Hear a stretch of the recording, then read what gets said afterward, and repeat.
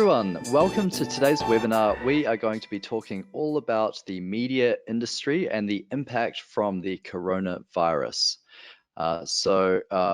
What we're going to be going through today, I'll start with a quick intro, then we'll really look into the overall industry impact of the media industry, which is a large industry. There's a lot of different components to the media industry.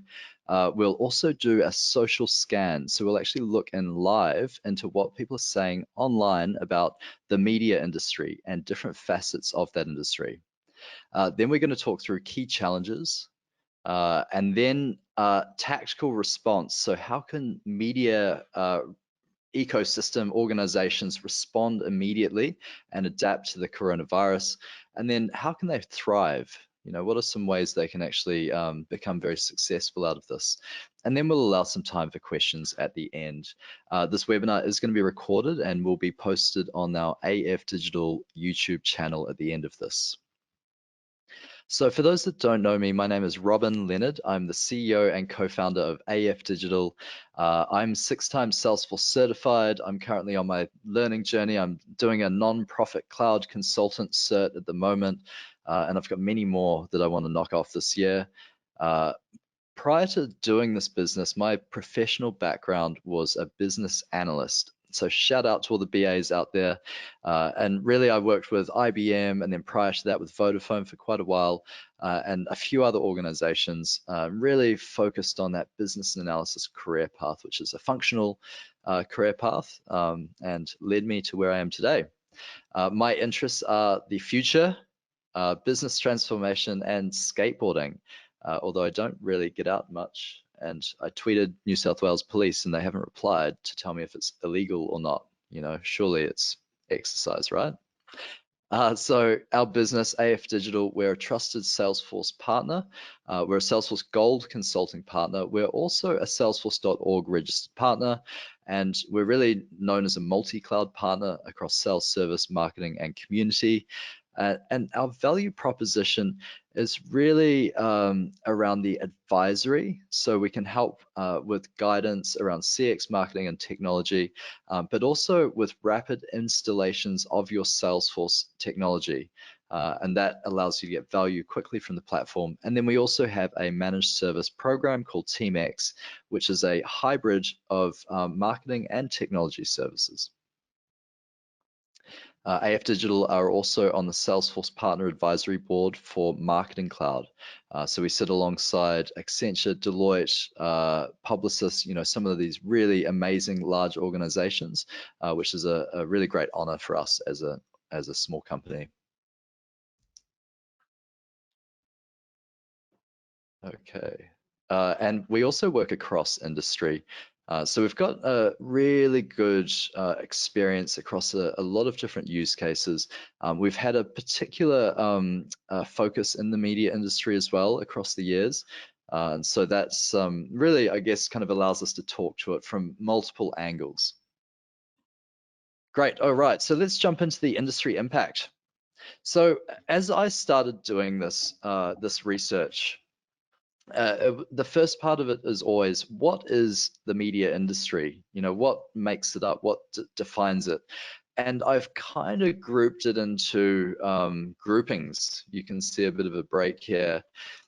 Events, film and television, sport, music, radio, print, out of home.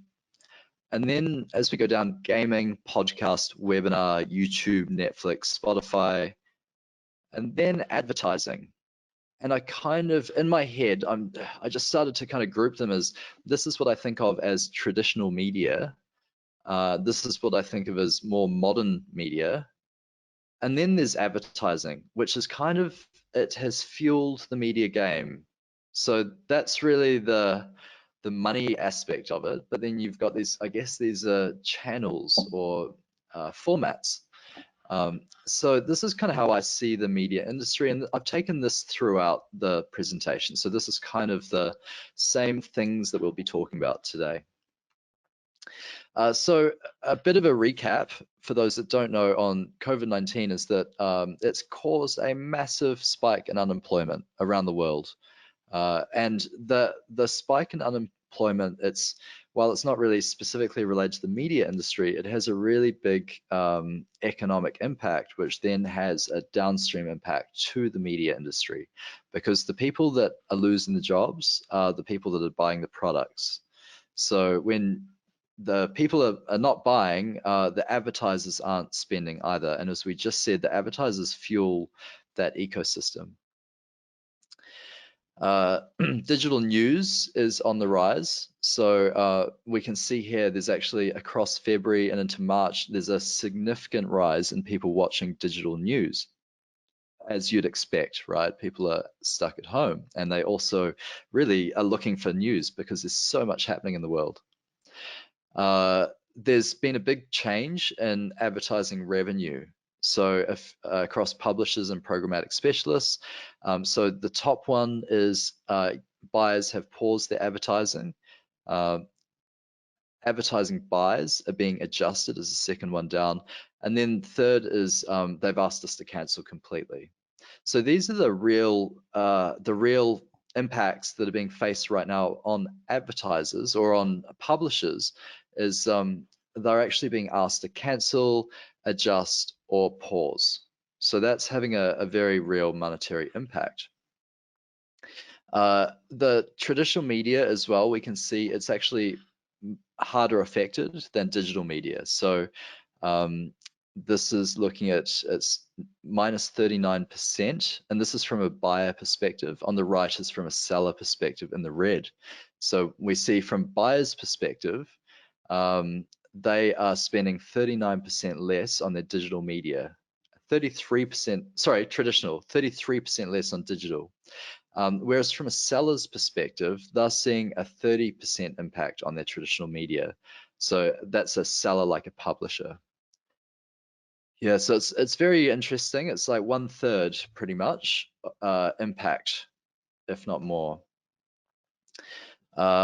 And yeah, this is what we're seeing. They're really slowing it down. The impact is also very dependent on category, and I'm sure everyone's quite familiar with this feeling that you've got some categories where it's just not appropriate to advertise right now. These guys are like, I need to cancel, I need to save money, I've got other priorities with my cash than to advertise because my customers can't even buy my product. So we've got travel, retail, brick and mortar, restaurants, automotive and related, apparel, fashion. So you can see here, those are the top hardest hit. Travel and tourism, almost 70% of spending is just gone. Retail, brick and mortar also, it's very dramatic. But then there is an upside. So some categories are not doing so badly, like cosmetics and toiletries. I guess people have got to do their selfie makeup still, you know, even at home. Household products, retail, online, healthcare, politics, beer, liquor and wine, gaming, telecommunications. Yeah, so very interesting. There are some things that are still going strong. How to reimagine, and this is maybe just some advice. It came out of that same study as the last slide. But what they are doing is pushing campaigns to later dates. They're creating different content or sponsorship opportunities. So I think for those that haven't really gotten into sponsored content, this is a good time to start. It's a more creative way. And I think the second point, creating entirely new from scratch content, sponsorship opportunities, working with buyers to change creative messaging. And so this may be where it becomes a services play, you know, where you can be like, hey, let's work together and I can offer my expertise as a value-added service. And similarly, offering more added value to the advertiser. Offering lower rates, being pragmatic. I think about everyone's pricing just to keep the money flowing in, and offering creative services. And similar to working with them to change their messaging, offering a service now, I think, is more important than ever. So if we look at events, events pretty much around the world are just paused or cancelled. So that's just the state of that.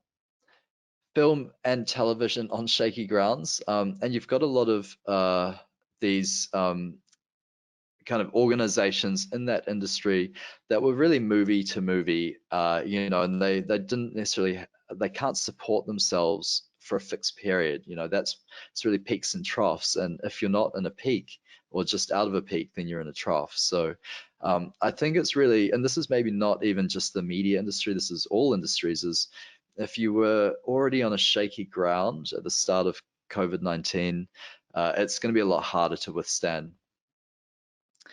And there's just dramatic impacts, where there's larger organizations that were dependent on big movie sets and big operations and productions are now grinding to a halt physically. It actually it means those larger productions are less feasible now. And nowadays it's, how can you be more agile and I guess lean with production, healthier as well. Sports. So there's an anticipated return with sports. Everyone's talking about it. It's interesting to see how it will happen, but I feel like sports is becoming very necessary. Without sports, there's a lot of people that don't know what to do, actually. Um, so there's kind of talk about it coming back, but it's bit by bit. You've got Djokovic here who he predicts it will restart regionally, it makes perfect sense, right? It's going to be very hard for foreign players to travel in and for there to be a circuit. It's probably just going to be like where you can physically get together without causing or spreading infection. Spanish footballers, these guys are not keen to take the risk because there's so much risk to them and their families. Imagine going to a training camp, you have to be isolated from your family as well because you're in a training bubble.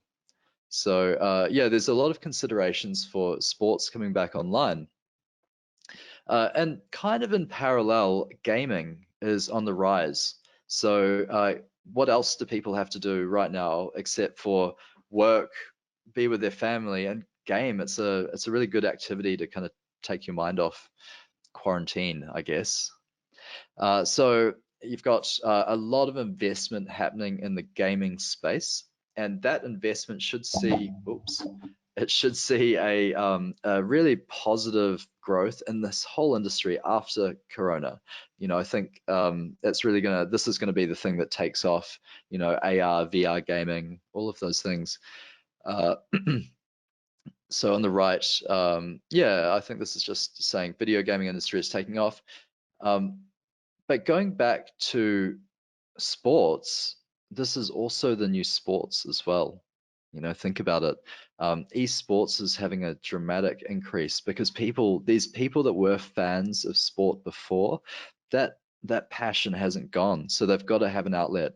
So esports is a really great place to do that. And there's all these cases of celebrity athletes that are going into esports and playing online as a celebrity. So it's really interesting. We also see data from China, and China, they have seen and this is a large data set, but you could kind of assume that the rest of the world wouldn't be that dissimilar. Gaming being so massively ahead of everything else, then education, entertainment, photo and video business. So yeah, I mean, that's the thing. Gaming is really in its own right now, and it may come out of this on top. Musicians, it's quite sad and heartbreaking. There've been a number of famous deaths of musicians, and they're also really not in a good position because they typically don't have salaries. They make a lot of their money from events, from live performances. So these indie musicians are actually really out of work and unprotected. No one really looks after them because they probably haven't been paying much tax either. It's like cash jobs and all of those things. So musicians are kind of impacted in a very bad way. However, there is also a lot of opportunity if you're a performer or content creator. And that's really where, you can see a lot of these performances at home from these celebrities, but it really levels the playing field. Like if you've got a talent that's similar to a celebrity, there's no reason why you can't perform at home alone as well and have the same quality. Like they've also got the same restrictions that we all have. So that would be, I guess, my takeaway is that it levels the playing field. All of this does.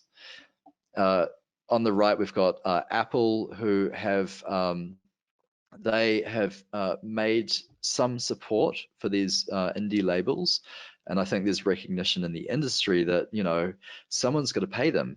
And I think we'll talk soon about the cash economy within the media industry and how that works. Radio surprisingly is awesome right now. People like radio. Radio's got an upswing. Didn't expect that, did you?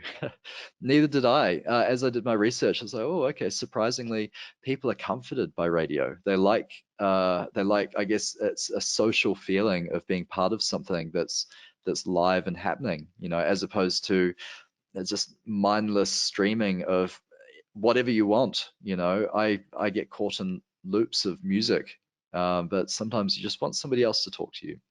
So this is very interesting, but there has been a lot of challenges for the industry. They've had to work from home. So I mean, just like I've got a mic set up, these guys have had to do exactly the same.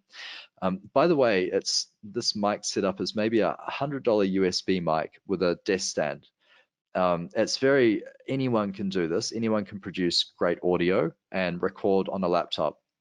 So that's the thing is, yeah, it's a bit of a change. So the death of newspapers and magazines.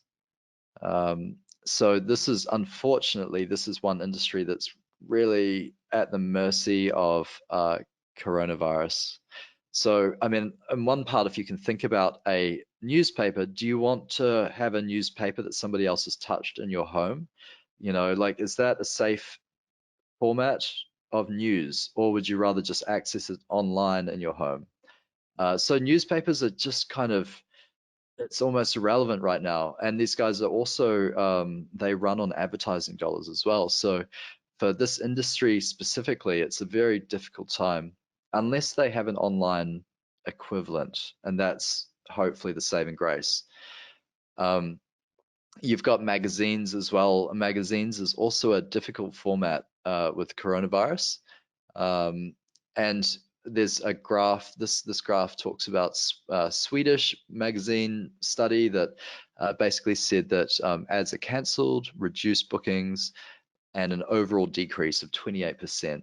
So everyone's just not getting the money in. Out of home as well is also a little bit of, it's one of those media channels that's a little bit hard to use when everyone's in their home. So they've reported big drops. It's a troubling time. However, out of home is often it's a hard one. It depends. But if you've got fixed assets that are the out of home, then they'll still be there. And when people can come outside, they'll be relevant-ish. It's assuming people will come outside again. So I think it's just about holding out for out of home. But it is seeing drops in share prices, drops in value. They're losing cash out the gate. It could see the fail of some companies if they weren't in a solid position. Okay, podcasts and webinars. So as you're watching a webinar right now, and podcasting as well, I also run a podcast.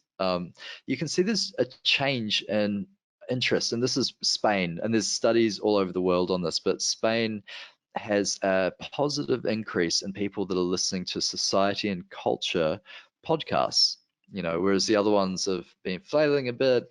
It's showing that there's a changing consumer need, like the consumption behaviors are changing as a result of this coronavirus. It's a phenomena, right? It's like, instead of getting my daily newspaper, I will now get my news through YouTube.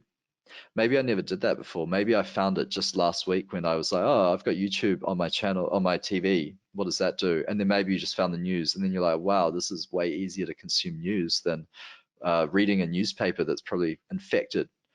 So that's the interesting thing. In the bottom right, US categories with increased listening: books, games and hobbies, spirituality and religion, current events, kids and family. So it's interesting. I mean, if you're on this call because you're a publisher or a content creator, you have to think about what are these changing interests and needs that are happening right now. Like, this is an extreme change. It's not a soft change. So podcasting, it's a new medium for stay-at-home broadcasters. And this is, I guess, a good example of how it's resetting the playing field. It's putting us all in the same place. Anyone can be a podcaster. It's really up to your skill and creativity on how high quality that is. But there's also, where there's a lack of skill and creativity, there's heaps of online free education. So there's not much barrier to entry anymore like there used to be. There used to be a high barrier to entry to releasing a radio network. Now you can do it from your home with a $100 microphone. So that's the thing, is this whole area of content will change. And yes, there will be a lot of low quality content out there, but it's also a kind of survival of the fittest, right? If you've got a large organization that can't compete with a small individual content creator, and maybe 1,000 small content creators, they're better than this one large content creator, then you don't have competition because the eyeballs are going to be on the 1,000. So it really democratizes content. It democratizes publishing. It just changes the whole game. Subscription services are also on a rise. Hands up who watched Tiger King. That's my hand. Yes, I did watch it, and yes, I enjoyed it. Yes, I want more. But it's, I guess it's just this. I wouldn't have normally watched it, but everyone was talking about it, and I think everyone is open for new media, right? And this is another symptom of this industry, though, is that there's not creation of new media. So just like manufacturing has slowed down in China, the creation of high quality production content like TV series and movies, that has pretty much stopped. So where we are going to run out of things to watch. While consumption is higher and our tastes are changing, we're also limited with high quality production content, but we're also in abundance of creator content. So it's it's just a very extreme scenario where there's going to be a democratization of that content. The value of content is going to be democratized because there's going to be a lot more of it, but there's going to be a lot less new high quality content unless the content creators can really um, learn. And I guess, as I said before, it's about that skill. So that's the thing, is it's really up to the individual now. Uh, that being said, YouTubers are impacted. So, and I guess this is symptomatic of advertisers spending less money on digital. You know, we saw like 30% or so. But we've got YouTube creators that had reliable revenue that are not seeing the same numbers anymore. There is also another interesting thing I found, which is YouTube, because they have more stay-at-home work and less staff, they're actually doing higher algorithm-driven quality control. So they have these algorithms that will troll all of the videos and be like, "Nah, copyright restriction. Nah, that one's got racism in it. Nah, that one is blah blah." So they automatically check for those things, and as a result, these creators, they get punished. Um, and there's all sorts of other punishments as well. Like if you have coronavirus in your YouTube video, you can't monetize it. And I don't know what the rationale. I could assume what the rationale is. Um, yeah, but I think it's just the fact that they don't want people making money writing on this thing, spreading fake news. So it just brings into consideration everything. Yeah, you can see here 30 to 40% drop in CPM. So I want to wrap up this analysis section with looking at the data breach cost. So I think now is the time when you do have a lot of organizations working from home, and with working from home comes sharing of data, you know, sharing of customer data, sending emails with attachments, using people's personal emails if they aren't logged in at home. You know, there's so many things that cause data breaches. Um, and if we remember back to the start of 2020 before COVID-19, we also know that data breaches were a thing that were happening, and they were big and they were bad and they could ruin companies. So now, like, I know that everyone's just gone onto Zoom at home or whatever you've done, and it's all hunky dory and everyone's safe and feeling good about their lives, hopefully. But you've also got to worry about your practices now, because you are probably in a day-to-day data breach situation. By law, you have to, if you know about a data breach, you have to report it to the government. It's a major thing. You have to report it to the customer as well. If you don't do that, you're breaking the law. So you can't, there's no hiding behind, oh, I don't really know about that kind of stuff. It's really important that you're aware of it and that you actually live by it. So, and the reason is because the average data breach cost was $2.51 million in Australia last year. Um, the cost, it changes dependent on the cause of it. So if it's malicious, if it's a system error, or if it's human error, there's for many different reasons it's lower cost, and it may be that there's a bit more empathy if it's a human error. But if there's a malicious criminal attack and you haven't protected the customer's data, then you're the one that's not taking the precautions, right? When I trust an organization, I trust them with my data. So that's really the important aspect, is that you've got to be trustworthy with people's data, otherwise you're not trustworthy. Uh, if you look down the per capita cost by industry, we've actually got the media industry. It's not at the top, it's not at the bottom, it's still a lot. So this is $121 per piece of information leaked. So that's the thing, is if you've got 100,000 people in your database and that database gets leaked and you get caught, then that's 121 times $100,000. So I'll let you do the math on that, but it's not a fun calculation. Okay, so let's talk about the supply chain in media, and this is really where it gets exciting. So you've got two sides that are sandwiching in the middle this industry. So on the left, you've got the advertiser. The advertiser is like Nike. They want to sell shoes, right? And they give their advertising revenue to publishers. Publishers pay creators to create content, and then they distribute that on channels. And then the audience, the customer that buys Nike, may also pay to consume that content on this side. So you've got this like cash sandwich in the middle.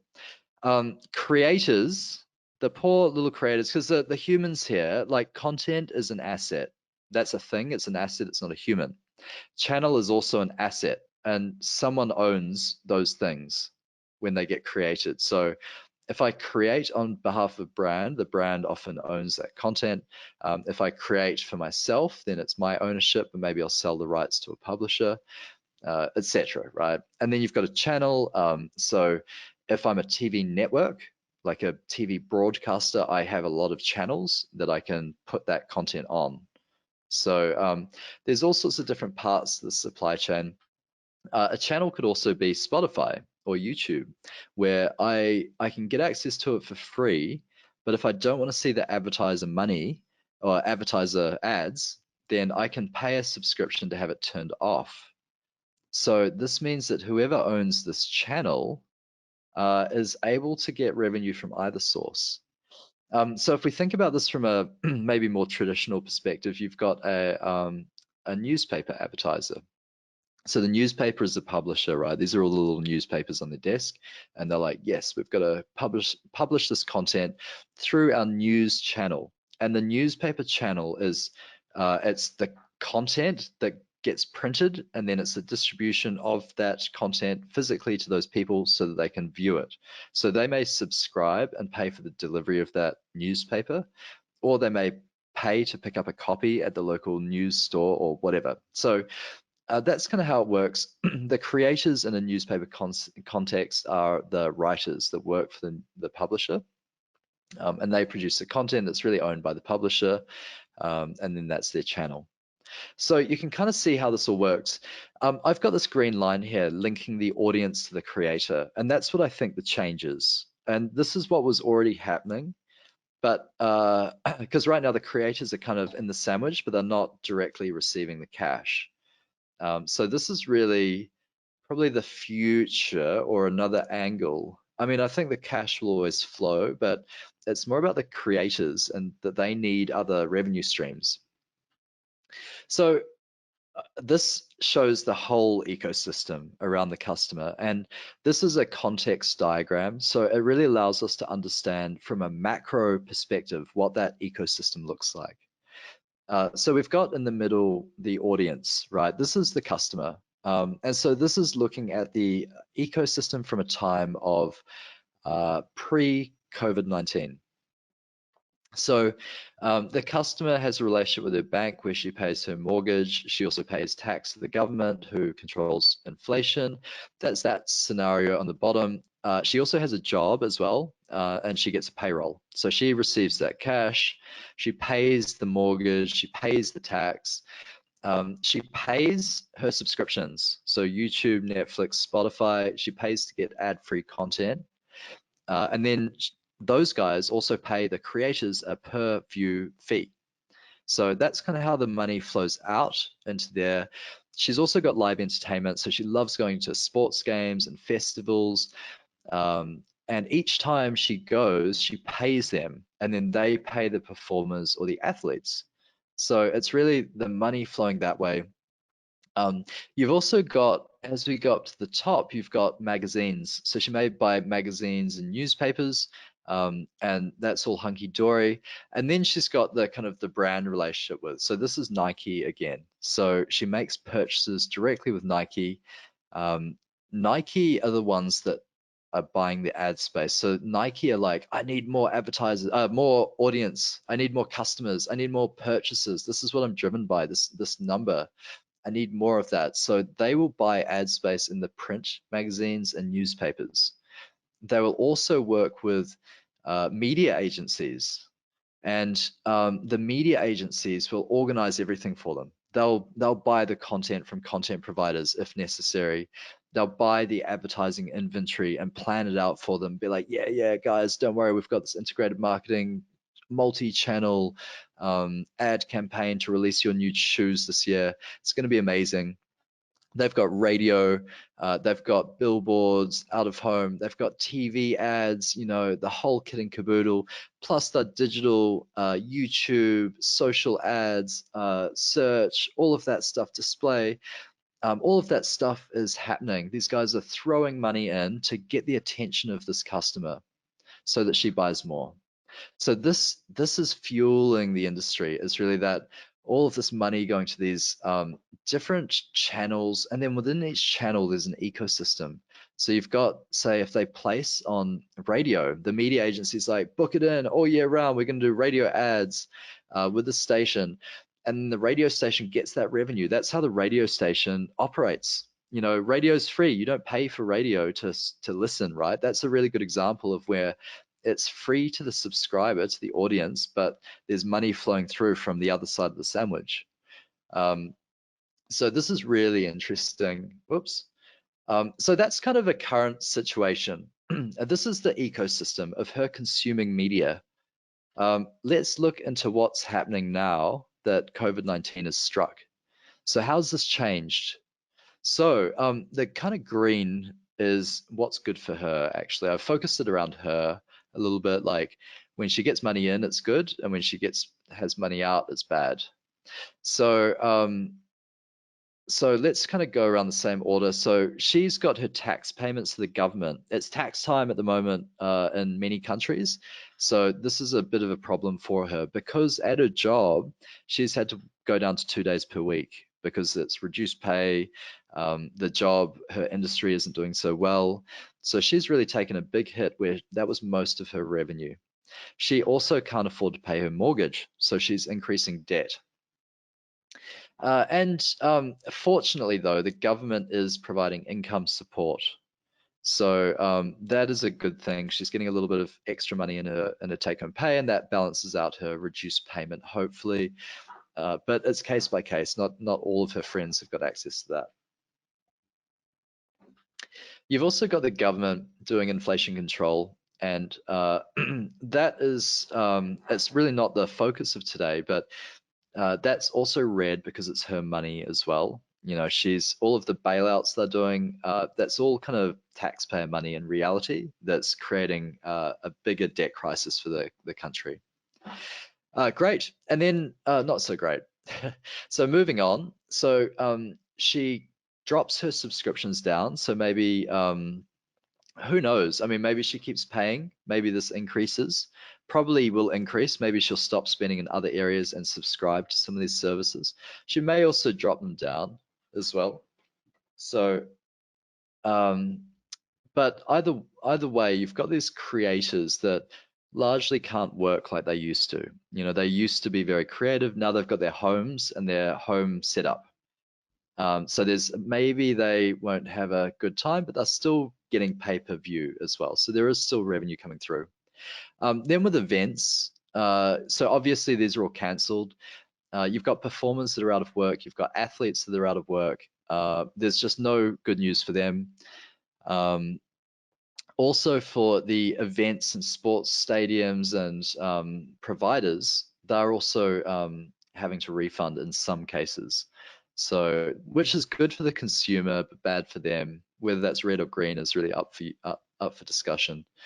Um, you've got the brands now. So the brands they're getting a lot less purchasing because she doesn't have that same income. She can't go buy another pair of Nike shoes this weekend. She's probably going to sit with her old ones for a while. So her buying behavior's changed. So they're like, oh, we don't really want to sell to her either because we know that it's a bit sensitive right now. So they're pausing or canceling their ads in print, magazine. They're also, and they're probably seeing the results as well, going, I don't know if it's a good place to put it. They're also pausing their marketing with their agencies. Their content providers who are providing high quality content, not really able to work like they used to. They've had to pause the inventory, which affects this whole ecosystem. So the radio stations, their money stops coming in, and now they're just providing radio for free for free.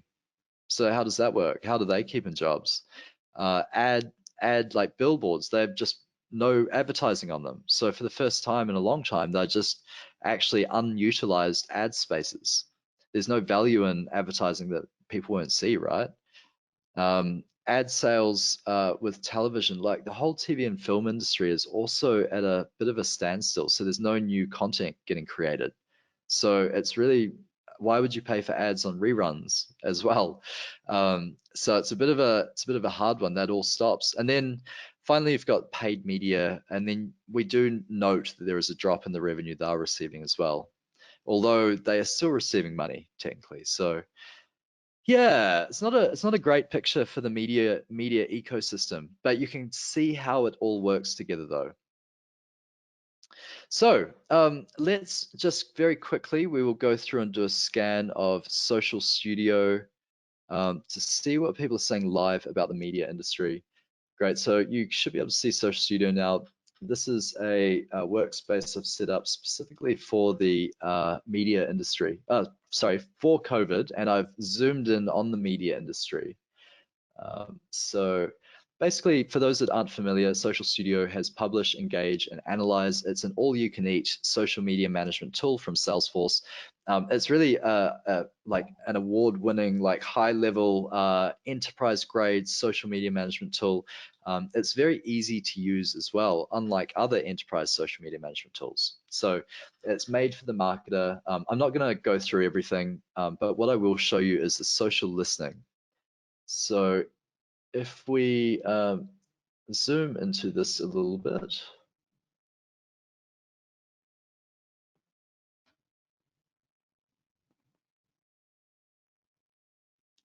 great. So I'm now in Analyze, and I've got a dashboard set up. I'm just going to open that up. I'm going to show you as well very quickly what all of the COVID-19 mentions look like. Yeah, so social media, so Social Studio listens to over, I think, 2 billion sources of online and social media content, and basically yeah, it's really just sucking in based on keywords, and the way we'd set up the keywords is really listening in for a topic plus COVID-19. So we're listening in for all sorts of different topics, like with the media industry, we're listening for newspaper, radio, Spotify, YouTube, news, advertising, all of these different things. And this is actually how I've built this analysis, is actually using Social Studio to understand what the different categories are of topic. And then using that, I've looked into the spikes. And over the last 30 days, we've really looked into what we think the most interesting pieces of information are. So this is how I set up a topic profile. So you can see here, I've got all of these different categories. Out of home, for example, billboards, ooh, out of home, and Corona, excluding beer. So this is how we set them up, and we've got a number of different things set up. So events, listening in for these kind of keywords, as well as Corona, gaming, gaming. So this allows us to quantify the volume of social media posts per category. So that glow one's still loading. It's a huge amount of data that I'm putting through the system, much more than I've ever done with Social Studio before for any other use case. So we're looking at the media industry only for the last 30 days, and these are media mentions of COVID-19 plus a media topic. So this is a huge volume of data. You can see here there's a downward trend actually over the last 30 days, which is good. We've actually hit our peak with COVID-19 on social media. March 13th was I guess, the epicenter of the volume of when it all happened. So yeah, so it's quite interesting to see how it's kind of dropping. Let's see if this one's loaded yet. Okay, great. So this is actually showing the global mentions since January 24th to now April 23rd. So 888 million, that's a huge amount. And just for comparison, you can see here that Apple is just a small portion of, it's 9.6. If we were to compare Apple against coronavirus as a brand versus brand, and the green is Google. So it shows you that if we have coronavirus here, it actually dwarfs the mentions of everything else. Yeah, so you can see here, this is without it, and this is with it. Yeah, it's quite dramatic. Yeah, so that's just showing you how dramatic it is. And as I mentioned before, there's a spike on March 13th. So this is the coronavirus as a curve, as seen on social media. It gets to a point where it's 27 million mentions in a single day. That is the spike of the globe. And then we've got all these subtopics. Let's go into media. Okay, so these are the top 50 keywords that are discussed on media. I think there's a lot of like non-English keywords here as well. It's actually relatively easy to filter once you've got this here. I'm going to do it for my benefit because otherwise I'll show a lot of things I can't read. English. Great, so what I'm doing is just filtering out all of the non-English posts out of this dashboard. You'll see it drops down 157 million down to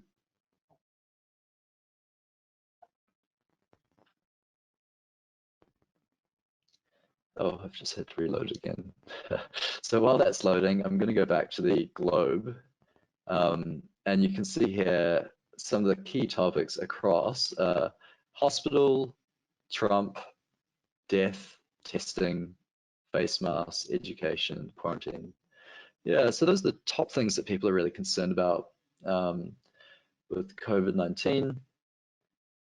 And okay, we can see here that taking out the English, taking out non-English, it's really 85 million mentions, just 85 million. And if we look at where those are, like you can see here that US, there's a lot of media-related mentions. India, UK, Canada, Nigeria. Nigeria is an interesting one. Okay, it's just still loading there a little bit. So this is, as I mentioned, it's very heavy. Okay, great. So this is looking down at the different topics amongst media. And I'm just going to zoom into this because this is very interesting.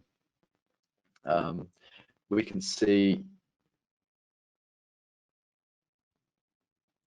okay,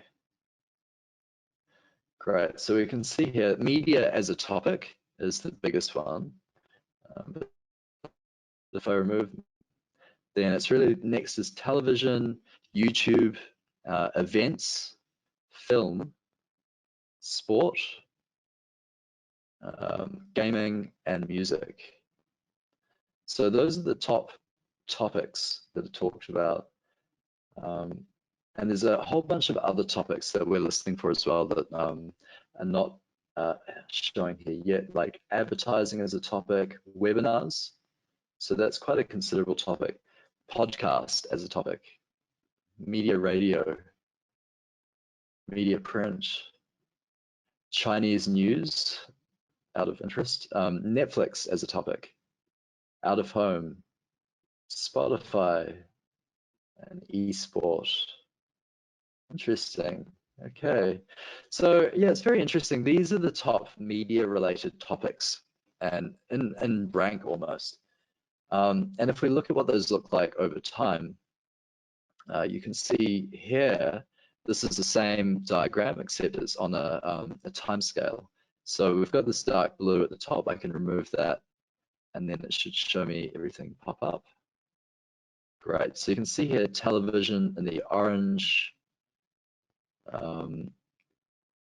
and generally declining. Most topics seem to be declining. And really what I've done to understand and do my research is zooming in on these spikes to say what happened on that spike, what was the cause of that?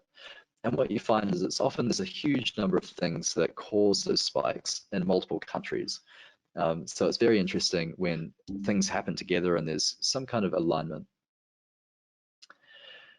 Yeah, so it's quite interesting to visualize these topics as they extend across time. I'm going to jump back into the presentation now. Please do feel free to ask any questions as they come up, or if there's anything you'd like me to listen for next time, or any questions.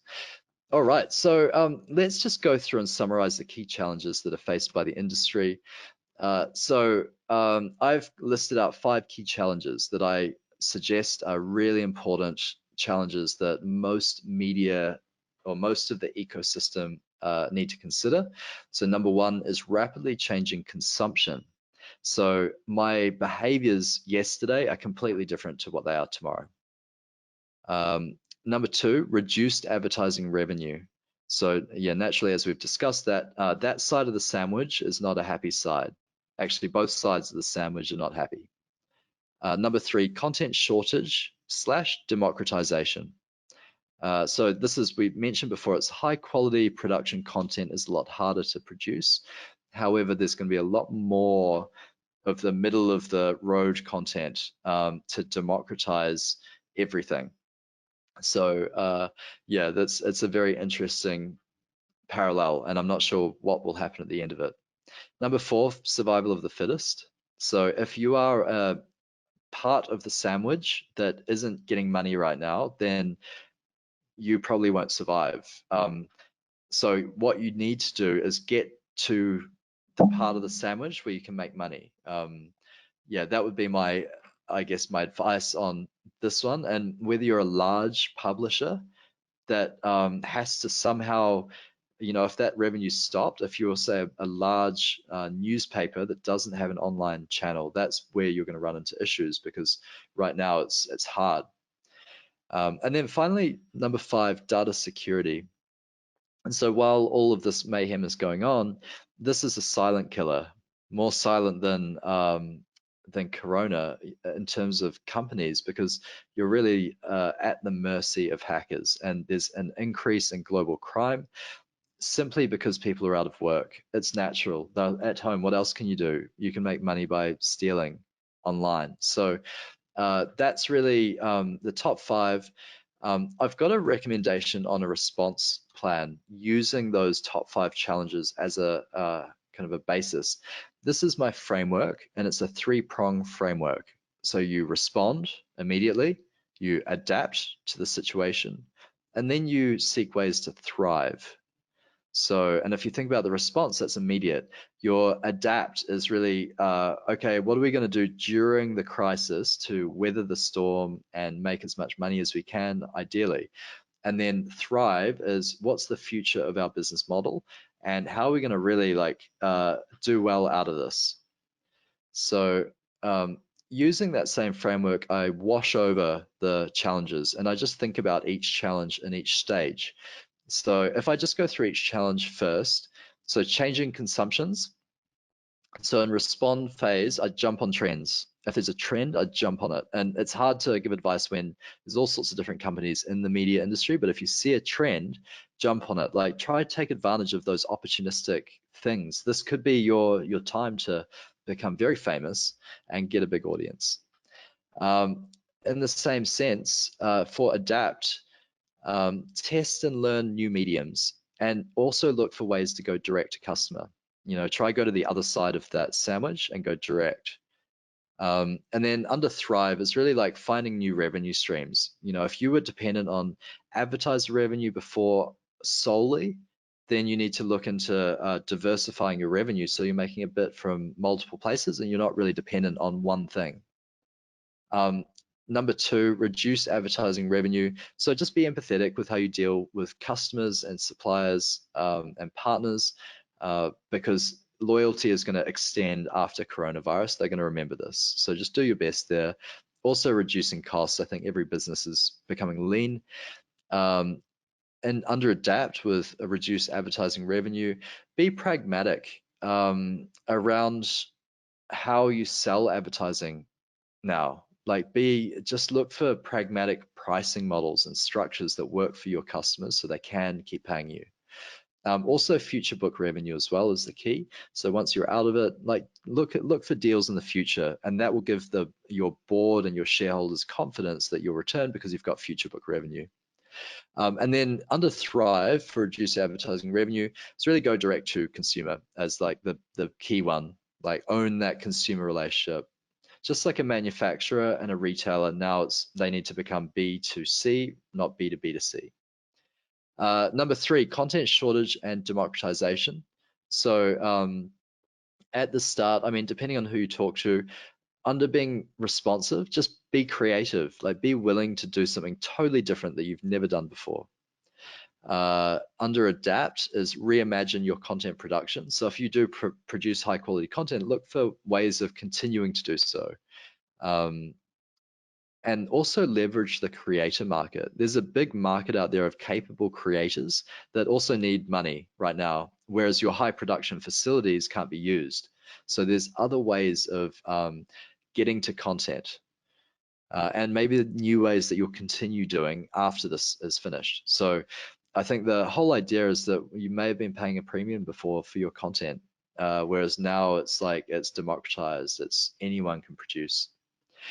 And then finally, new mediums and global markets. So if you had a market that was local before, try find a global market now. If you've got a niche focus, you've now got a global niche focus. You don't have a local niche focus. Look for new mediums. Like if you haven't got a podcast for your company, have a podcast. If you don't do webinars, do webinars. But just be willing to try things out and see what fits. But it does take persistence. So number four, survival of the fittest. So under respond, go lean, runway as a metric. And for me, this is really important. As any owner or CEO or CFO, they need to really be across their runway anyway, but now more than ever. In terms of adapting, it's just being creative with your sales. I think finding new ways of keeping that money through the door. And under Thrive, if you really think about the future of most businesses, it's really a marketplace model. All the marketplaces are going to do really well out of you as a supplier. So Netflix is a marketplace model, sort of. They own the production process in some cases. But yeah, so this is really the thing, is that there's still a lot of room to play with marketplaces and media. That's all I'll say. Number 5, innovation competition. So stop non-core investment, prioritize 80-20, and then just the future is 100% automated. And then finally, data security. So right now, you should have a business continuity plan. You should have a data security policy, and you should be auditing your tech stack for any risks right now. This is your immediate thing to do to respond. Then to adapt, you need to have cloud technology that is secure. Yeah, that's simple. And then finally, under thriving, make data security your unique selling proposition. Go to market and be like, we're the most secure media company. We will never sell your data. And that is the future of how to thrive. So I think for a lot of organizations, it's a wake-up call. We need to ask ourselves, how are we going to change? How do we need to change? Um, if we're smart, it's a really big opportunity if we jump on it. That's the thing, is it's now or never. Bain and Company did a study where they determined if a company is a winner or a loser during the GFC back in 2008, 2009. And it's really all about whether you invest and creative during this recession. That will determine how well you do if you make a big gain and then gain after. A lot of organizations, they have data silos in their systems, and there's a lot of risk in data breach. And this is a typical architecture where you've got the company on the left with the departments, the customer on the right, the channels, and the technology that holds that customer data. What we should be looking to do is build a single customer view so that everything that we know about that customer is stored in the one place that we can access securely and manage who has access to and who doesn't. What we should be doing as media agencies is also a conscious effort to collect as much data as we can in a secure fashion and respecting the opt-out and privacy rights of these people. To achieve that, it's essential that you have a DMP so that you can track those anonymous visitors in a safe way that's not abusing them. And also integration. So this is really key, is if you're going to build the single customer view, you have to do it in a very safe and robust way. Salesforce is a great option for that, and it also allows you to tie in all of your channels into the same place. This then allows you to automate your customer experience. And so you can say, if you've got a subscription service, if you've got a customer that hasn't logged in recently, you can send them an offer automatically and get them to log in, give them some content they'll like. And if they don't open that email, send them an SMS, maybe throw them into an ad campaign. Then if they accept it, remove them from the ad campaign. So you're saving money. So this is marketing automation of the future. It's omni-channel. And this is really what people should be thinking about, is how can I automate this? How can I double down? So again, from Bain and Company, this is a great framework for how companies can thrive out of a crisis. So if you're on the bottom left with weak cash and weak market position, you're not in a great position and you've really got to go big or go home. Top left, if you're strong market position, weak in cash. So you really need to consolidate your costs and really focus on what you're doing well, and only that.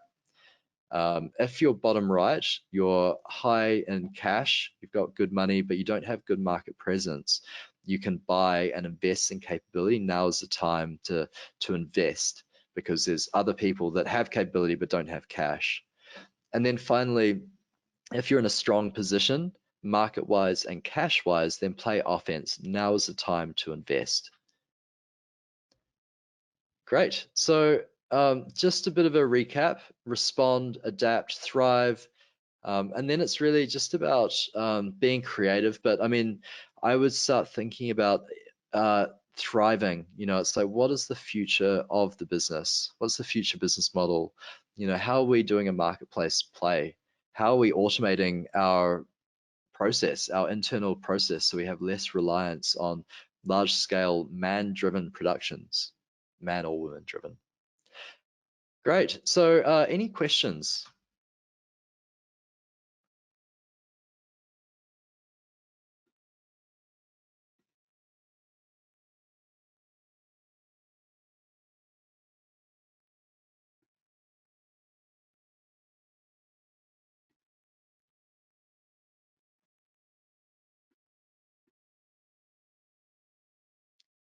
Great. No questions. Well, I will grant you all a happy Thursday. Enjoy today. Tomorrow we have another webinar on the health industry. So it would be great if you can attend that too. Thank you.